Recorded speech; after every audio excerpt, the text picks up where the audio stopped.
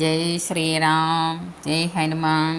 അഹല്യാമോഷം എന്നതു കേട്ടു വിശ്വാമിത്രനോ മുര ചെയ്തു പന്നകശായി പരൻ തന്നോട് പരമാർത്ഥം കേട്ടാലും പുരാവൃത്തമെങ്കിലോ കുമാരാ നീ വാട്ടമില്ലാതെ തപസ്സുള്ള ഗൗതമമുനി ഗംഗാരോദസി നല്ലൊരാശ്രമത്തിങ്കലത്ര മംഗലം വർദ്ധിച്ചിടം തപസാ വാഴും കാലം ലോകേശൻ നിജസുതയായുള്ളൊരഹല്യയാം ലോകസുന്ദരിയായ ദിവ്യ കന്യകാരത്നം ഗൗതക മുനീന്ദ്രനു കൊടുത്തു വിധാതാവും കൗതുകം പൂണ്ടു ഭാര്യ ഭർത്താക്കന്മാരായവർ ഭർത്തൃ ശുശ്രൂഷ ബ്രഹ്മചര്യാദി ഗുണങ്ങൾ കണ്ടെത്രയും പ്രസാദിച്ചു ഗൗതമ മുനീന്ദ്രനും തന്നെ പത്നിയായൊരഹല്യയോട് ചേർന്നു പർണശാലയിലത്ര വസിച്ചു ചിരകാലം.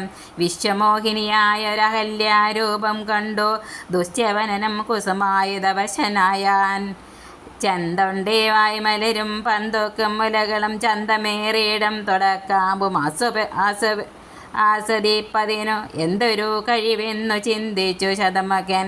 ചെന്താർ ബാണാർത്തി കൊണ്ടു സന്താപം മുഴുക്കയാൽ സന്തതം മനക്കാമ്പിൽ സുന്ദരഗാത്രീ രൂപം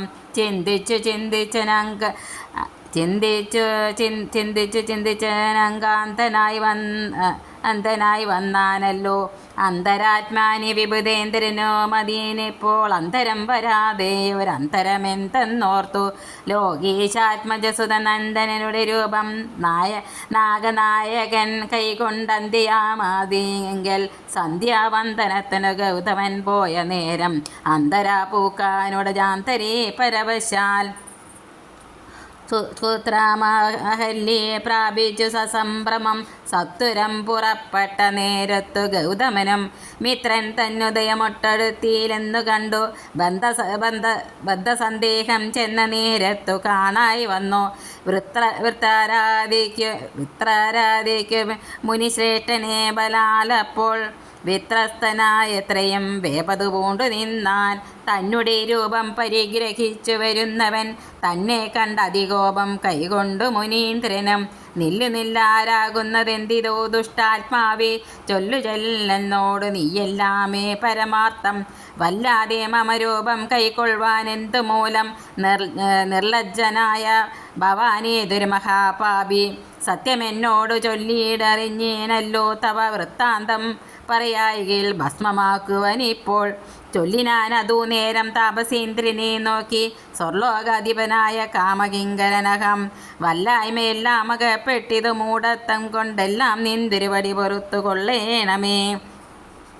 സഹസ്രഭകനായി ഭവിക്ക ഭവാനിനെ സഹിച്ചിടുക ചെയ്ത ദുഷ്കർമ്മഫലമെല്ലാം തപസീശ്വരനായ ഗൗതമൻ ദേവേന്ദ്രനെ ശപിച്ചാശ്രമമകം പൂക്കപ്പോൾ അഹല്യയും വേപത പൂണ്ടു നിൽക്കുന്നതു കണ്ടരുൾ ചെയ്തു. താപസോത്തമനായ ഗൗതമൻ കോപത്തോടെ കഷ്ടമെത്രയും തവ ദുർവൃത്തം ദുരാചാരി ദുഷ്ടമാനസേ തവ സാമർത്ഥ്യം നന്നു പാരം ദുഷ്കൃതമൊടുങ്ങുവാനിതിന് വന്നിതിന്ന് ചൊല്ലിയിടുവൻ നിഷ്കൃതിയായുള്ളൊരു ദുസ്തര മഹാവൃതം. കാമകിങ്കരശിലാരൂപവും കൈകൊണ്ടു നീ രാമപാദാംബുജം ഭജിച്ചിവിടെ വസിക്കണം. നീഹാരാധ വായുവർഷാദികളും സഹിച്ച ആഹാരാദികളേതും കൂടാതെ ദിവാരാത്രം നാനാജന്തുക്കളും ഒന്നും ഇവിടെയുണ്ടായി വരാ. കാനനദേശേ മദീയാശ്രമേ മനോഹരി. ഇങ്ങനെ പല ദിവ്യവത്സരം കഴിയുമ്പോൾ ഇങ്ങെഴുന്നള്ളും രാമദേവനും അനുജനും ശ്രീരാമപാദാംബുജ സ്പർശമുണ്ടായിടുന്നാൾ തീരും നിൻ ദുരിതങ്ങളെല്ലാം എന്നറിഞ്ഞാലും പിന്നെ നീ ഭക്തിയോട് പൂജിച്ചു വഴി പോലെ നന്നായി പ്രദക്ഷിണം ചെയ്തു കുമ്പിട്ടുകൂപ്പി നാഥനെ സ്തുതിക്കുമ്പോൾ ശാപമോക്ഷവും വന്നു. പൂതമാനസയായാൽ എന്നെയും ശുശ്രൂഷിക്കാം എന്നരുൾ ചെയ്തു മുനി ഹിമവൽ പാശം പൂക്കാൻ അന്നു തൊട്ടിവിടെ വാണിയിടിനാളഹല്യം.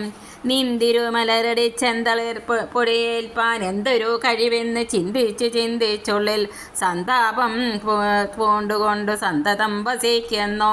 സന്തോഷ സന്താനമേ ചിന്താമണി ആരാലും കണ്ടുകൂടാതൊരു പാഷാണാങ്കിയായി ഘോരമാം തപസ്സോടും ഇവിടെ വസിക്കുന്ന ബ്രഹ്മനന്ദനായ ഗൗതമ പത്നിയുടെ കൽമശേഷവും നിന്നുടെ പാദങ്ങളാൽ ഉന്മൂലനാശം വരുത്തിയിടണമെന്ന് തന്നെ നിർമ്മലയായി വന്നിടും അഹല്യാദേവി. എന്നാൽ ഗാദിനന്ദനൻ ദാശരഥിയോടേവം പറഞ്ഞാശു തൃക്കയ്യം പിടിച്ചടജാങ്കണം പൂക്കാൻ ഉഗ്രമാൻ തപസ്സോടുമിരിക്കും ശിലാരൂപമഗ്രഹിക്കാൻകെന്നു കാട്ടിക്കൊടുത്തു മുനിവരൻ.